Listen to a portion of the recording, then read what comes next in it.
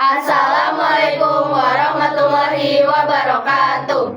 Halo semuanya, kami dari kelompok 3 Bahasa Indonesia akan menjelaskan tentang analisis sebuah pidato. Tapi sebelum itu akan memperkenalkan terlebih dahulu.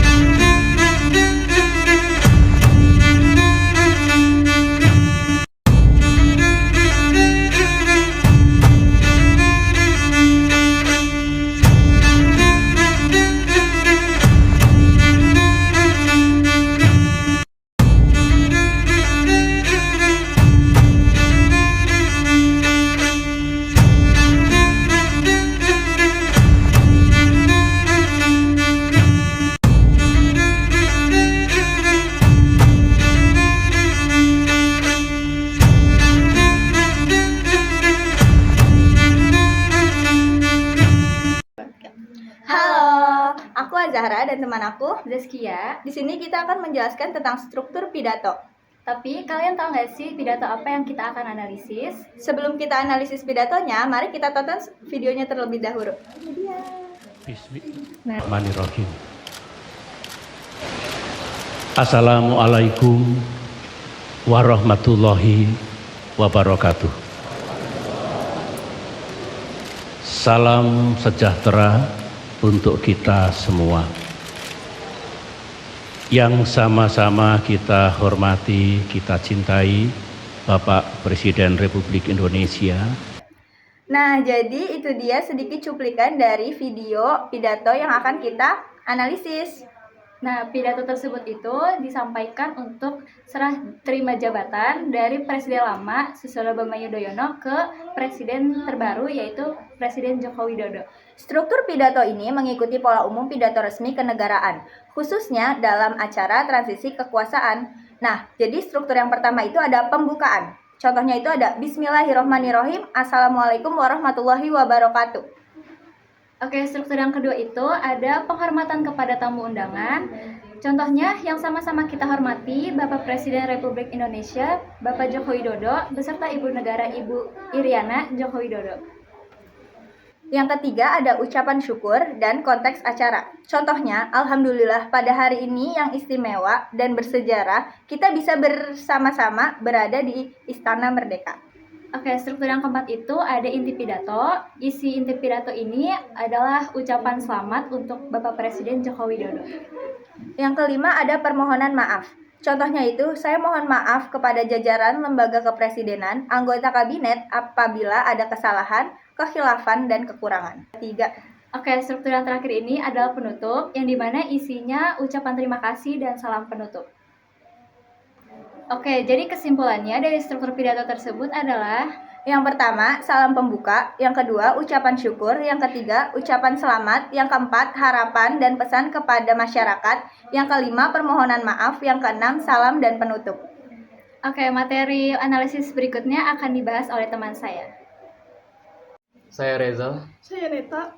Kami di sini akan menganalisis kosakata dalam pidato tersebut. Kosakata yang terdapat dalam pidato tersebut, yang pertama, kosakata formal dan baku, contohnya hadirin dan terima kasih.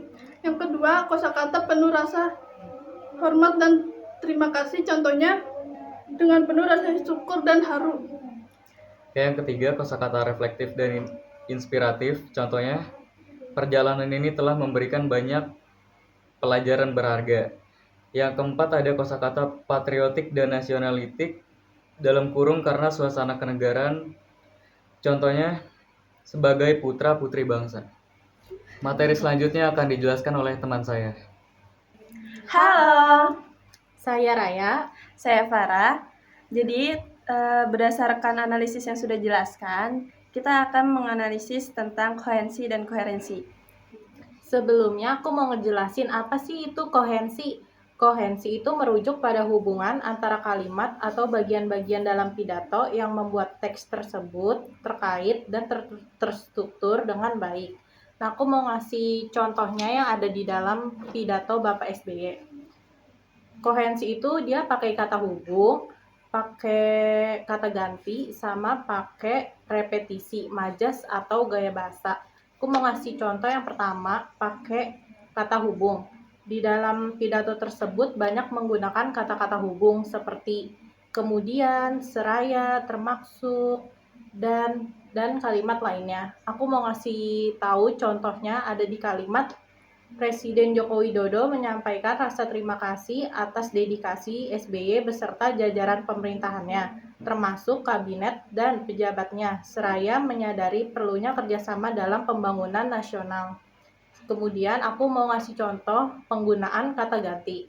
Nah, kata ganti di dalam pidato SBY itu ada kami, saya, beliau, bapak, ibu, kita, dan semua. Itu tuh mengacunya pada tokoh yang disebut digunainnya. Nah, contoh dari kalimatnya itu, beliau juga menyampaikan permohonan maaf.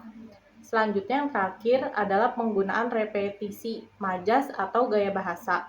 Penggunaan repetisi untuk mempertegas makna dan menjaga kesinambungan teks. Contohnya itu Bapak Presiden, Ibu Negara, dan Kepresidenan. Oke, setelah koherensi itu ada koherensi. Dan koherensi itu merujuk pada kesatuan dan keterkaitan ide-ide dalam pidato yang membuat pesan tersebut masuk akal dan mudah dipahami. Serta contoh untuk koherensi ada pada hubungan sebab akibat. Beberapa kalimat menunjukkan hubungan sebab akibat seperti ketika SBY menyampaikan permohonan maaf atas kesalahan yang mungkin terjadi selama masa jabatannya.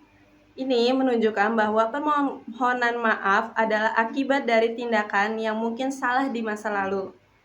Secara keseluruhan, penjelasan yang tadi aku jelaskan menunjukkan kohesi dan koherensi yang baik, sehingga mudah dipahami dan diikuti.